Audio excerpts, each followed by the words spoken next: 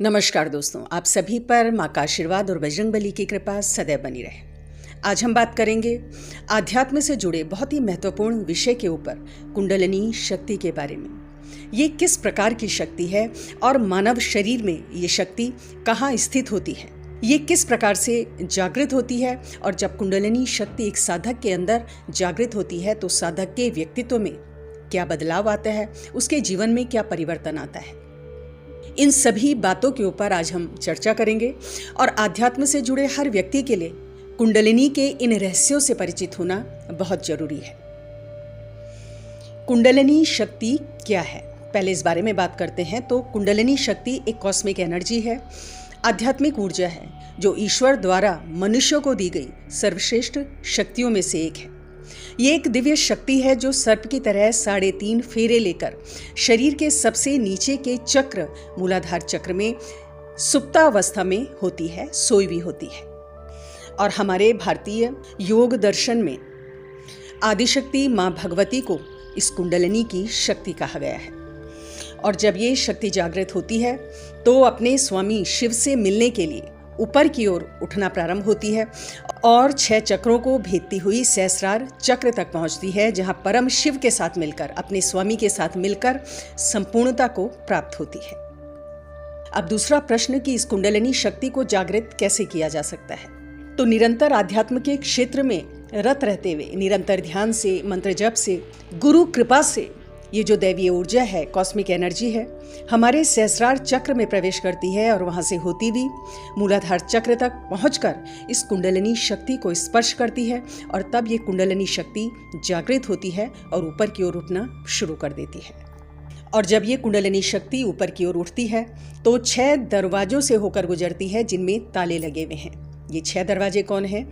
ये हैं 6 चक्र जिनकी शक्तियां सुप्तावस्था में होती हैं। और जब इन चक्रों में सक्रियता आती है, जब ये चक्र जागृत होते हैं दैवीय कृपा से, तो ये कुंडलिनी शक्ति ऊपर की ओर उठती हुई इन 6 चक्रों को भेदती हुई सहस्रार चक्र तक पहुंचती है।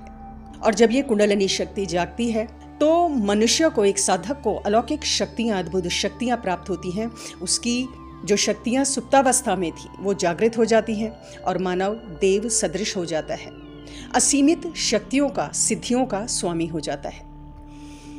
इस कुंडलिनी शक्ति की स्थिति के बारे में अगर हम बात करें कि ये कहाँ स्थित है, तो हमारी नाभि के ठीक नीचे नाड़ियों का मूल स्थान है।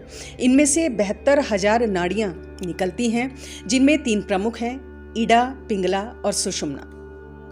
इनमें जो इड़ा नाड़ी है वो मूलाधार के बाएं भाग से निकलकर प्रत्येक चक्र को पार करते हुए मेरुदंड में सर्प की गति से, सर्पिणी की गति से ऊपर चढ़ती है और आज्ञा चक्र के बाएं भाग में इसका मिलन होता है। वहीं पिंगला नाड़ी मूलाधार के दाएं भाग से निकलकर ऊपर चढ़ती हुई आज्ञा चक्र के दाएं भाग तक जाती है। और इन्हीं 2 नाड़ियों के बीच, इड़ा और पिंगला के बीच सुषुम्ना नाड़ी है। ये मूलाधार चक्र से प्रारंभ होती है तथा इसका जो मिलन है वो सहस्रार चक्र में होता है। तो इसके निचले छोर में ये जो सुषुम्ना नाड़ी है, इसके निचले छोर में ये कुंडलिनी शक्ति सुप्त सोई हुई पड़ी है। और इस सुषुम्ना का जो अंतिम छोर है जो सहस्रार चक्र से मिलता है, इसे ब्रह्मरंध्र कहते हैं, जहाँ से दैवीय ऊर्जाओं से हमारा कनेक्शन होता है, दैवीय ऊर्जाएं जहाँ से हमारे अंदर प्रवेश करती हैं। और योग में, अध्यात्म में सफलता के लिए, कुंडलिनी जागरण के लिए इस सुषुम्ना नाड़ी का प्रवाहित होना आवश्यक है, क्योंकि यही सुषुम्ना नाड़ी कुंडलिनी शक्ति को मूलाधार से सहस्रार चक्र तक पहुँचाती है और हमारा संपर्क दैवीय शक्तियों से करवाती है। एक मनुष्य को मानव से महामानव बनाती है। तो अब बात करेंगे उन 7 चक्रों की जिनसे होते हुए ये कुंडलिनी शक्ति, जिनको भेदते हुए ये कुंडलिनी शक्ति ऊपर की ओर उठती है और सहस्रार चक्र में मिलती है। तो इन 7 चक्रों में जो सबसे पहला चक्र है वो है मूलाधार चक्र। ये जो चक्र हैं 7 ऊर्जा केंद्र हैं जो सूक्ष्म रूप में हमारे शरीर में स्थित होते हैं और इन्हीं चक्रों के द्वारा जो ऊर्जा है, प्राण ऊर्जा है, वो हमारे संपूर्ण शरीर में प्रवाहित होती है।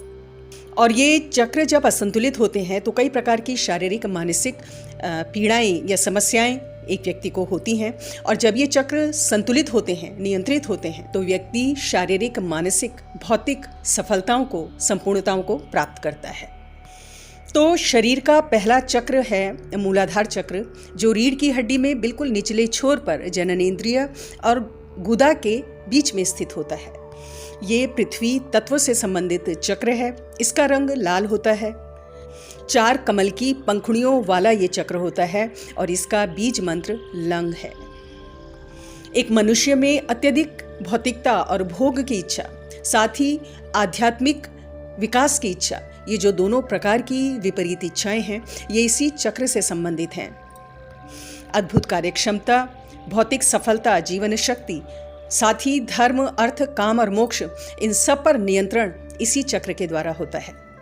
दूसरा चक्र है स्वादिष्ठान चक्र, जो मूलाधार चक्र के ऊपर है।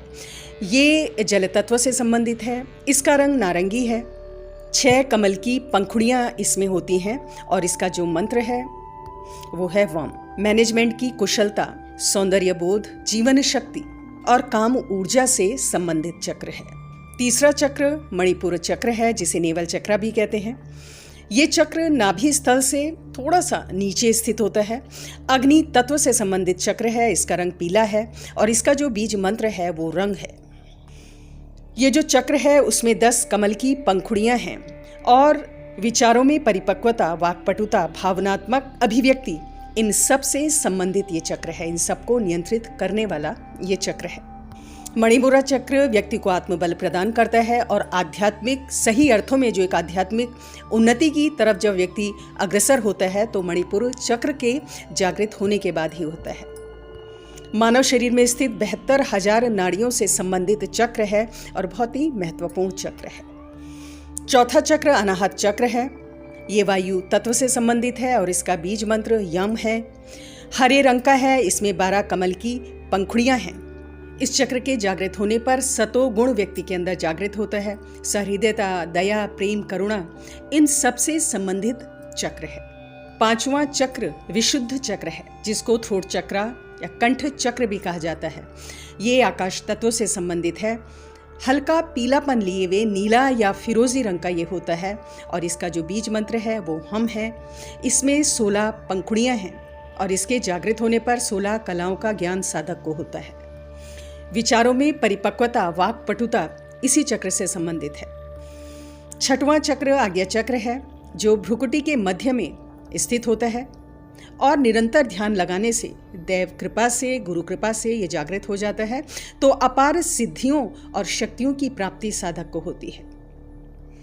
इस चक्र में 2 कमल की पंखुड़ियां हैं, जिनमें एक कमल की पंखुड़ी सफेद रंग की और दूसरे काले रंग की है। जो सफेद कमल की पंखुड़ी है वो आध्यात्मिक शक्ति का स्रोत है, आध्यात्मिक शक्ति से संबंधित है और जो काले कमल की पंखुड़ी है वो भौतिकता और सांसारिकता का बोध कराती है, उसका प्रतीक है। आज्ञा चक्र 5 तत्वों और मन से ऊपर है और नीचे के समस्त चक्रों को कंट्रोल करता है, उन्हें निर्देश देता है। इसके बाद आता है सहस्रार चक्र, जो सिर के ऊपरी हिस्से पर स्थित होता है। 1000 कमल की पंखुड़ियों वाला ये चक्र है। इसका जो रंग है वो सफ़ेद है और जब कुंडलिनी शक्ति इस सहस्रार चक्र से जाकर मिलती है तो इंसान जो है, एक जो व्यक्ति है, एक साधक है, वो आनंदमय कोश में, आनंदमय शरीर में स्थित हो जाता है, देवत्व को प्राप्त हो जाता है। संसार में उसकी रुचि नहीं रहती, भौतिकता से उसका जो ध्यान है, उसका संबंध हट जाता है, क्योंकि वो शिवमय हो जाता है। क्योंकि ये वो समय होता है जब सहस्रार चक्र जागृत होता है कि जो शक्ति है वो अपने शिव से मिलन करती है। जो व्यक्ति है वो अर्धनारीश्वर के समान बन जाता है। तो दोस्तों, ये स्थिति है 7 चक्रों की हमारे शरीर में, और कुंडलिनी जागरण की स्थिति में जो कुंडलिनी शक्ति है वो इन्हीं 7 चक्रों को भेद कर अपने शिव से मिलती है, पूर्णता को प्राप्त होती है। तो आज की वीडियो में इतना ही। अगली वीडियो में बहुत जल्द मिलती हूँ। तब तक के लिए अपना ध्यान रखें, स्वस्थ रहें, खुश रहें, मस्त रहें। जय माता दी, जय बजरंग बली।